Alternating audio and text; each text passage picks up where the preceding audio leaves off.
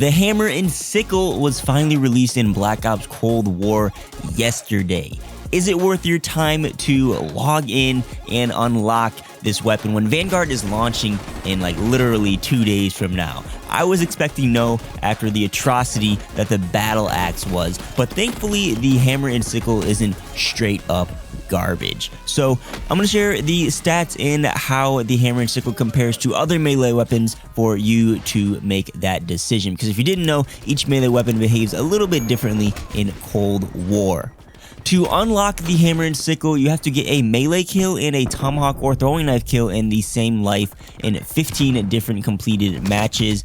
This may sound intimidating at first, I kind of thought it was, but honestly it's not that hard of a challenge. It's pretty much your typical jump into face off and play 15 different matches type of challenge. In zombies, you'll have to use a primary melee weapon to destroy the ether orb and outbreak 12 times, which I thought sounded easy, but this is actually pretty tedious. You have to go through each outbreak world. They don't even spawn in every single outbreak world. I'd recommend unlocking this in multiplayer. Or you could buy the split personality bundle, which will give you the agony and ecstasy blueprint. Although note, this bundle costs 1,800 Call of Duty points because it comes with 2 Antonov skins and some other goodies.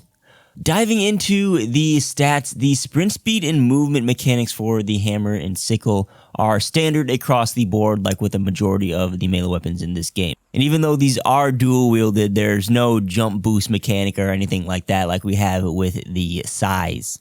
Melee speed is kind of exciting because it introduces something unique. If you melee with the right trigger or the standard melee button, which will be either the right analog stick click or the B button if you're on controller, this will trigger a double swing animation. And when you do this, you get about 68 melees per minute in, which is similar to the battle axe. It's slightly slower than the combat knife. It's really standard. However, if you use the left trigger, which will normally be your aim down sight button, you'll trigger a single swing animation. You'll just melee with the sickle only in your left hand. And this melee speed is actually faster. It clocks in at 96 swings per minute, which is pretty quick. It's almost as fast as the E tool. So I took the Hammer and Sickle into zombies to see if you could get a double kill with that double swing right trigger animation. Because they just introduced this with the battle axe, which was the last melee weapon in the game. But I couldn't get a double kill to proc with the Hammer and Sickle. It seems like it's just a standard melee with just a special animation to it. So are there any other differences when doing a double or single swing animation with these weapons? I went and tested the time to kill next, and it ended up being the same for the double and single swing animation. Again, no difference here. They both clocked in at about 333 milliseconds.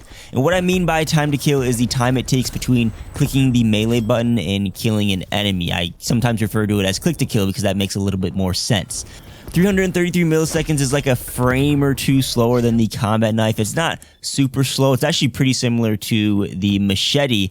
This makes sense for the double swing animation, but for the faster single swing, it may feel a bit wonky with a slower time to kill value. The last stat here is range, and sadly, range appears to be universal. It has the same mechanics for the single swing and the double swing animation. The Hammer and Sickle is lunge only. You get no extended reach like with the E-tool or the Wakizashi. And again, I tested this with both the single swing and the double swing animation. And the actual lunge range ends up being just a little bit further than the standard combat knife range. It's just shy of being a +1 step, which makes this a bit more forgiving, but this is nothing special at all. It's pretty much just the combat knife range if you ask me.